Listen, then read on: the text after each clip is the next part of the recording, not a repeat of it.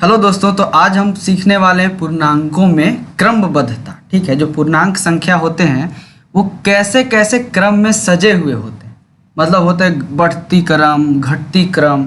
ठीक है, तो उसको हम समझेंगे, उसके बारे में जानेंगे और देखेंगे। तो हम सबसे पहले क्या करते थे कि पहले से हम जान चुके हैं कि एनसीईआरटी हमारा बहुत बढ़िया दोस्त है।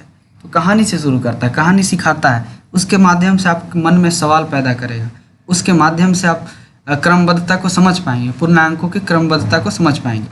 तो शुरू करते हैं इस कहानी को पढ़ने से। ठीक है, तो क्या बोल रहा है कि रमन और इमरान एक गांव में रहते हैं। देखिए, दो दोस्त है, रमन है और एक इमरान है। दोनों एक गांव में रहते हैं जहां सीढ़ियों वाला एक कुआं है। तो उनके गांव में क्या है, कुआं है जिसमें सीढ़ी लगा हुआ है। ठीक है, इस कुएं में तली तक कुल 25 सीढ़ियाँ हैं। मतलब क्या हुआ कि ऊपर से मान लीजिए कि ये कुआं है। ठीक है, देखिए रमन और इमरान के गांव में कुआं है। ये कुआं या मान लीजिए यहाँ पे ऊपर से यहाँ से नीचे तक जाइएगा, यहाँ तक तो कितना है, 25 सीढ़ी है। ऐसा कितना है, 25 को सीढ़ी दिखेगा आपको। ठीक है, वो कुआं में 25 सीढ़ी है। एक दिन रमन और इमरान कुएं के अंदर गए और उन्होंने पाया कि उसमें तल स्तर तक 8 सीढ़ियाँ हैं। ठीक है, उन्होंने यह देखते हुए निर्णय लिया कि वर्षा होने पर उस कुएं में कितना जल आएगा। उन्होंने इस समय के जल स्तर पर 0 अंकित किया और उसमें ऊपर की सीढ़ियों को क्रम में 1, 2, 3, 4, 5 ऐसे करके अंकित किया। वर्षा के बाद उन्होंने देखा कि जल स्तर उठी छठी सीढ़ियाँ पर तक गया, छठी सीढ़ी तक गया। ठीक है, कुछ महीने बाद उन्होंने देखा कि जल स्तर 0 के चिन्ह के 3 सीढ़ी नीचे पहुँच गया। ठीक है, देखिए कुआं था, पहले ये लोग नीचे गया कुआं में, देखा कि जल स्तर जो है, मान लीजिए जल स्तर है यहाँ पे, तो ये 8वीं सीढ़ी है, मान लीजिए। ठीक है, 8वीं सीढ़ी है, तो यहाँ तक जल स्तर था। ठीक है, अब इन्होंने क्या किया कि ठीक है भाई, यहाँ तक अभी का जल स्तर कहाँ पे है, यहाँ पे 8वां सीढ़ी पे है। ठीक है, 8वां सीढ़ी पे इसको क्या करते हैं कि 0 बना देते हैं। इस सीढ़ी को हम 0 से अंकित करते हैं। इसके ऊपर वाला सीढ़ी को कितना से करेंगे, 1 से, इसके ऊपर वाला 2 से, इसके ऊपर वाला 3 से, इस तरह से अंकित किया। ये लोग क्या किया, इसको अच्छा से मिटा के हम बना दे रहे हैं। ठीक है, एक बार बढ़िया से मिटा दे रहे हैं इसको। ठीक है, तो मान लीजिए कि ये आपका सीढ़ी नंबर 8 है, यहाँ पे जल स्तर यहाँ पे है, मतलब पानी का स्तर यहाँ पे है। तो ये 8वां सीढ़ी था, लेकिन ये लोग क्या किया, इसको हम 0 से अंकित करते हैं। तो इसके ऊपर वाला सीढ़ी जो रहेगा 1 होगा, उसके ऊपर वाला 2 रहेगा, उसके ऊपर वाला 3 रहेगा, ऐसे रहेगा सीढ़ी। ठीक है, अंकित किया। अब कुछ समय बाद, ठीक है, कुछ समय बाद वर्षा हुआ तो उन्होंने देखा कि कुछ सीढ़ी पानी और ऊपर चढ़ गया। कितने स्थान पर गया, यहाँ पे जल स्तर 8वां सीढ़ी पे थे। उन्होंने देखा कि निर्णय लिया कि ठीक है, वो किया। उन्होंने समय के जल स्तर पर 0 अंकित किया और उसमें ऊपर की ओर इतना सीढ़ी अंकित किया। वर्षा के बाद उन्होंने देखा कि जल स्तर 6ठी सीढ़ी तक बढ़ गए। मतलब यहाँ से 0, 1, 2, 3, 4, 5, 4 होगा, फिर 5 होगा, 6 तक मान लीजिए, यहाँ तक 6ठा सीढ़ी है। यहाँ तक कुआं मान लीजिए बहुत बड़ा, यहाँ तक, तो यहाँ तक जल स्तर चला गया।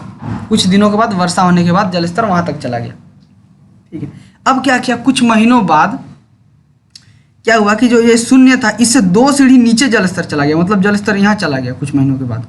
ठीक है, अब क्या है, अब वे जल स्तर के गिरने को संगत सीढ़ियों से अंकित करके देखना प्रारंभ करने के बारे में सोचने लगे। क्या आप उनकी सहायता कर सकते हैं?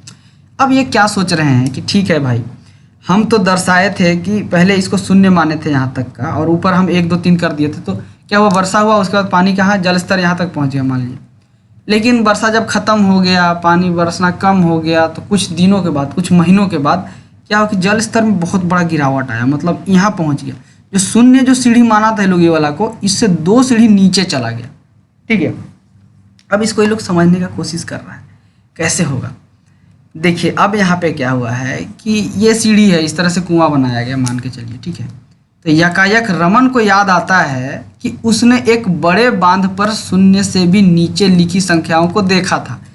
अब रमन क्या होता है कि कहीं पे देखा होगा रमन कि 0 से नीचे लिखी संख्या कैसे होते हैं, उसके बारे में जाना था, ये देखा था। तो इसको याद आता है दिमाग में, अरे तो 0 से नीचे भी लिखा जा सकता है।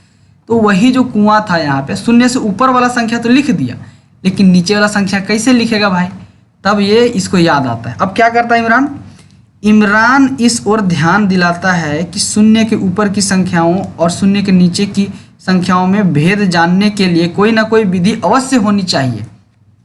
तो मान लीजिए कि यहाँ एक ऐसे है, शून्य है, यहाँ पे 1 हो गया, यहाँ पे 2 हो गया, यहाँ पे नीचे भी संख्या लिखा जाएगा। अब दोनों संख्याओं में भेद जानने के लिए, अंतर जानने के लिए, कौन सा संख्या शून्य के नीचे है, कौन सा संख्या शून्य के ऊपर है, कुछ ना कुछ तो विधि होगा। मान लीजिए कि शून्य के नीचे का भी संख्या लिख दे 1 2 3। अब मान लीजिए इसमें कुछ साइन रहता है, आप याद कीजिए पिछली कक्षा में आप पढ़े थे, पिछली लेक्चर में आपने जाना था कि कैसे हम लिखते थे।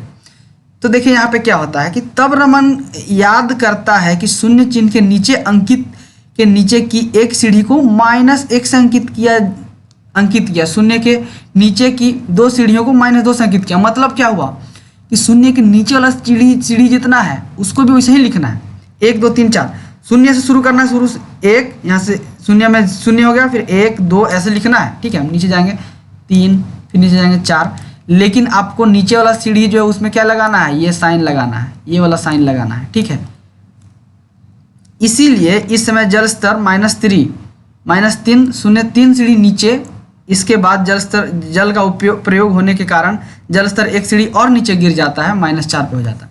मतलब पहले क्या था कि कुछ महीनों के बाद देखा कि यहाँ जल स्तर यहाँ पे है। ठीक है, फिर जल का कुछ दिन और इस्तेमाल हुआ तो जल स्तर यहाँ पे नीचे चला गया, फिर जल का इस्तेमाल हुआ, फिर जल स्तर यहाँ पे चला गया, मतलब -4 पे जल स्तर है। ठीक है, कहाँ से हम मान रहे हैं भाई, ये शून्य यहाँ से -4 पे। ठीक है, आप देख सकते हैं कि जो -4 जो है वो -3 से छोटा है।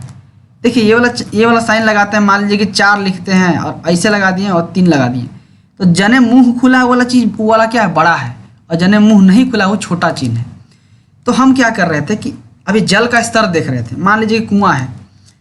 अच्छा ठीक है, यहाँ से कुआं बना देते हैं। ठीक है, यहाँ से ऐसे करके कुआं बना दिए। ठीक है, ये कुआं है।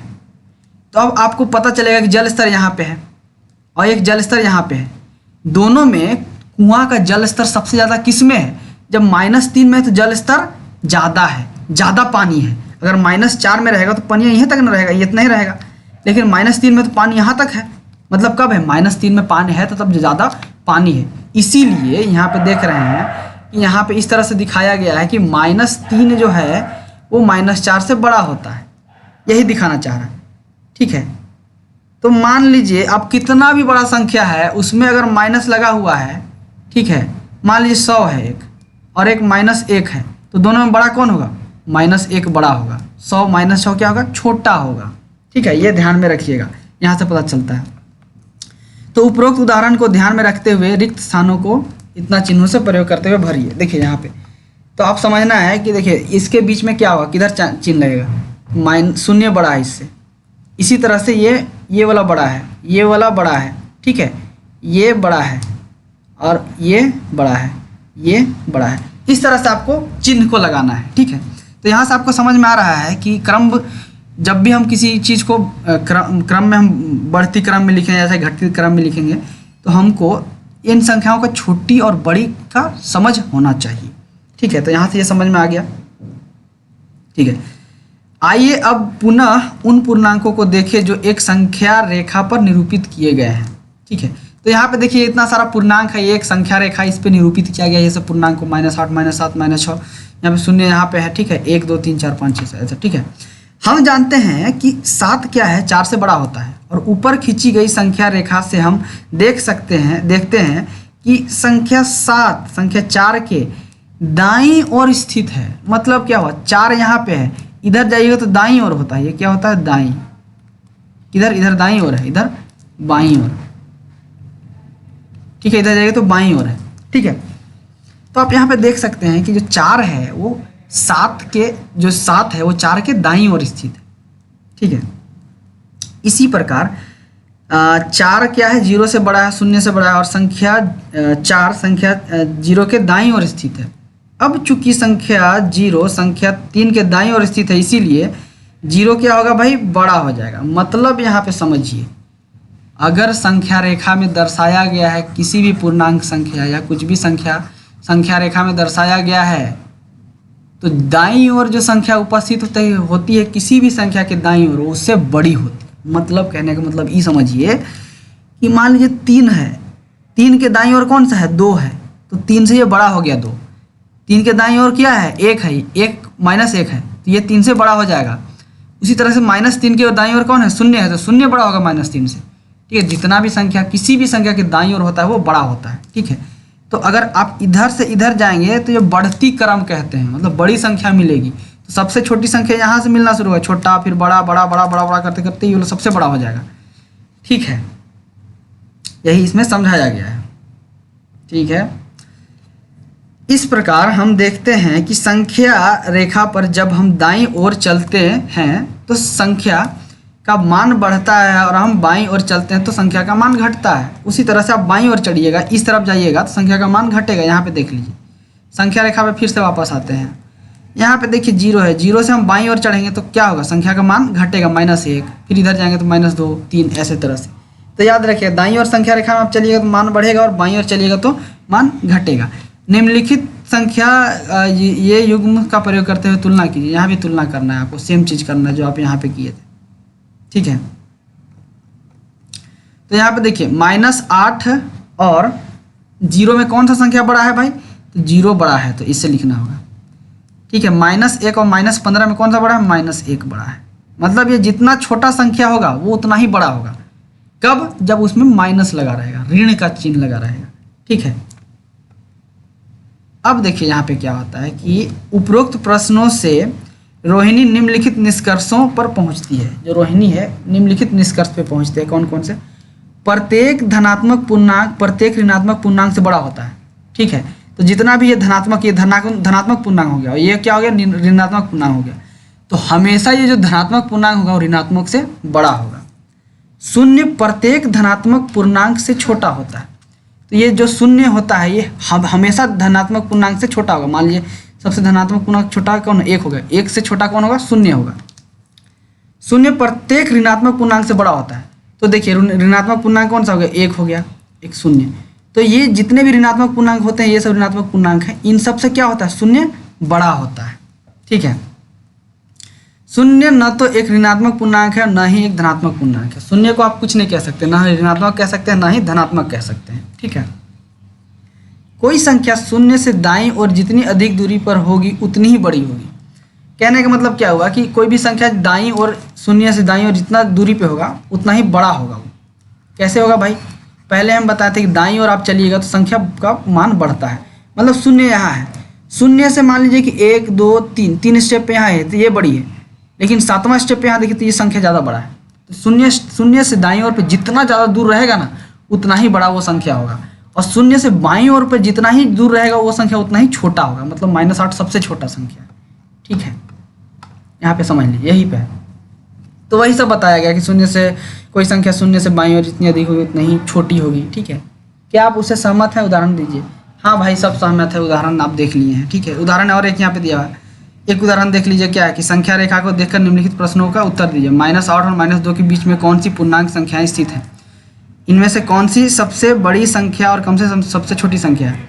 तो -8 और -2 के बीच में पूर्णांक संख्याओं को लिखिए। तो -8 कितना होता है, -8, फिर -7, -6, -5, -4, -3, -2, ठीक है। ये है कितना संख्या होगा, एक। ये संख्या साहब कितना है, -8 और -2 के बीच में 1 2 3 4 5 को, ठीक है। ये 3 हो गया। तो ये इन संख्याओं में सबसे बड़ा संख्या कौन सा, -3, ये सबसे बड़ा है, सबसे बड़ा,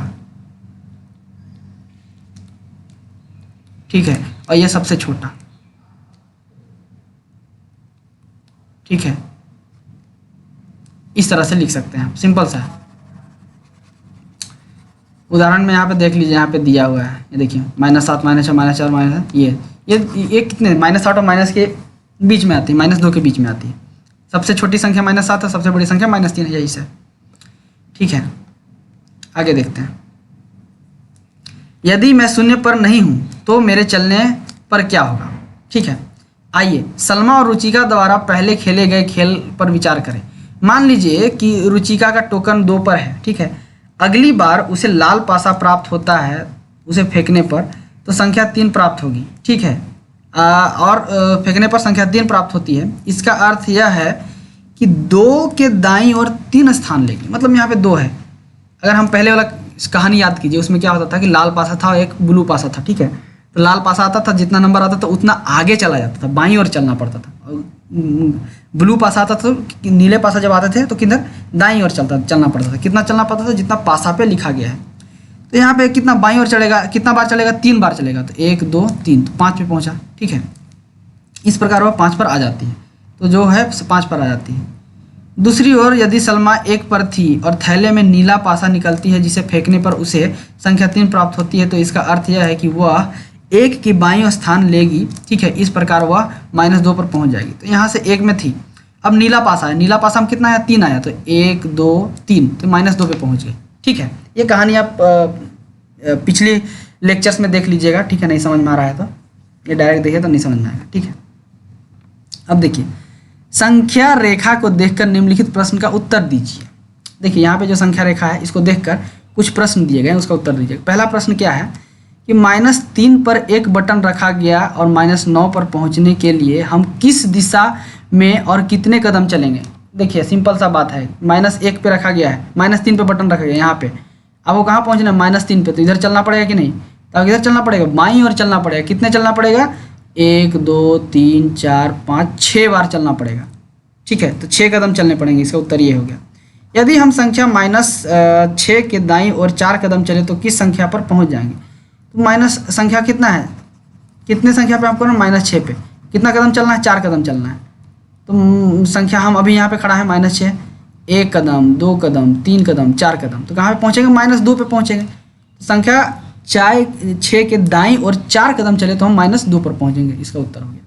ठीक है, यहाँ तक समझ में आ गया आपको संख्या का क्रमबद्ध कैसे होता है। बाईं ओर चलिएगा तो जितना भी छोटा से छोटा संख्या आपको प्राप्त होगा, दाईं ओर चलिएगा तो बड़ा से बड़ा संख्या प्राप्त होगा। ठीक है, इसको ध्यान से पढ़ लीजिएगा, एक बार समझ लीजिएगा, बहुत अच्छा चीज़ है, आसान चीज़ है। ठीक है, तो हाँ यहाँ तक समझ में अगर बहुत अच्छे से आ गया तो इसमें जितने भी सवाल दिए गए हैं प्रश्नावली 6.1 में, तो सब बना लीजिएगा। पहला सवाल दीजिए, निम्नलिखित के विपरीत लिखिए, इनके विपरीत लिखना है।